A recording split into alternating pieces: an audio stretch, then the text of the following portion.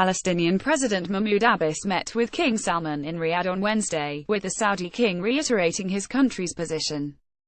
The Palestinians have the right to an independent state with East Jerusalem as their capital, the official Saudi press agency said. It comes after U.S. President Donald Trump earlier this month recognized Jerusalem as the capital of Israel, sparking widespread condemnation from both Middle Eastern leaders in the international community.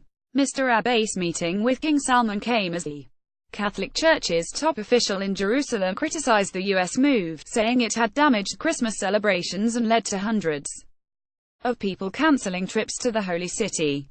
Archbishop Battista Pizzabella, apostolic administrator of the Latin Patriarch of Jerusalem, said dozens of groups had pulled out of planned visits to the city after being scared off by the announcement and subsequent clashes. He added that the heads of Christian churches in Jerusalem would find it difficult to accept an official request by U.S. Vice President Mike Pence to visit the city's holy Christian sites in January, calling for him to listen more to other Christians, read more. Jordan's King Abdullah and Pope Francis tackle Jerusalem issue. Palestinian rage will rise to the surface in time, Of course this created a tension around Jerusalem and this diverted attention from Christmas, the Archbishop said of Mr. Trump's December 6 decision. After this there are some tensions in Jerusalem, Bethlehem also. This scared many people, so we've had less people than expected. He stressed, however, that they would continue with planned Christmas celebrations. Meanwhile, Turkish Foreign Minister Mevlut Cavusoglu will travel to New York with his Palestinian counterpart, Riyadh al-Maliki, for Thursday's UN General Assembly meeting on Jerusalem to try to stop America making what he said was an unacceptable move. We want America to turn back from this wrong and unacceptable decision, Mr. Cavusoglu said on Wednesday, referring to the U.S.'s recognition of Jerusalem as the capital of Israel. God willing, we will push through the General Assembly a resolution in favor of Palestine and Jerusalem. From now on we will be more active in defending the rights of Palestinians. We will work harder for the international recognition of an independent Palestinian state. Mr. Cavusoglu will meet with Mr. al-Maliki in Istanbul, from where they will head to the U.S. The 193-member UN General Assembly will hold an emergency session at the request of Muslim and Arab states. The Assembly is expected to vote on a draft resolution calling for the U.S. to withdraw its decision on Jerusalem's status. Although the vote is non-binding, it carries political weight. The U.S. had already vetoed the draft in the 15-member UN Security Council on Monday. All other 14 members voted in favor of the draft, a move U.S. Ambassador to the UN Nikki Haley called an insult and won't be forgotten. On Tuesday, Ms. Haley said that she will report back to Mr. Trump with the names of those who support the draft resolution. The president will be watching this vote carefully and has requested I report back on those countries who voted against us, said a letter from Ms. Haley seen by AFP. We will take note of each and every vote on this issue, she wrote to several UN ambassadors. On Twitter, Ms. Haley said that the U.S.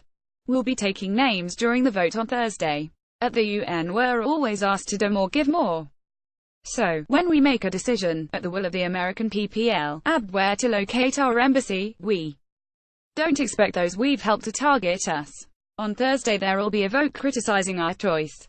The U.S. will be taking names. pic.twitter.com/HQT4, Nikki Haley at Nikki Haley December 19, 2017. Riyad Mansour, the Palestinian ambassador to the UN, said that he expected overwhelming support, adding that Jerusalem is an issue to be resolved through negotiations between Israel and the Palestinians. The General Assembly will say, without the fear of the veto, that the international community is refusing to accept the unilateral position of the United States, he said. No country has veto powers in the General Assembly, contrary to the Council where the US, along with Britain, China, France and Russia, can block any resolution. Read more. Israel arrests Palestinian teen after video of her slapping soldier goes viral. In a move of support for the Palestinian people, Indonesia said on Wednesday it will allow tariff-free imports and give direct market access to some Palestinian goods beginning in the new year. Currently, Palestinian goods come to Indonesia through Jordan, but Indonesia's Trade Minister Engatiasto Lukita said that some goods will starting January 1 be shipped directly to his country. He added that Indonesia had stated its support for the Palestinians to become a member of the World Trade Organization. We're opening market access for dates and olive oil. This is as requested by Palestine, he said.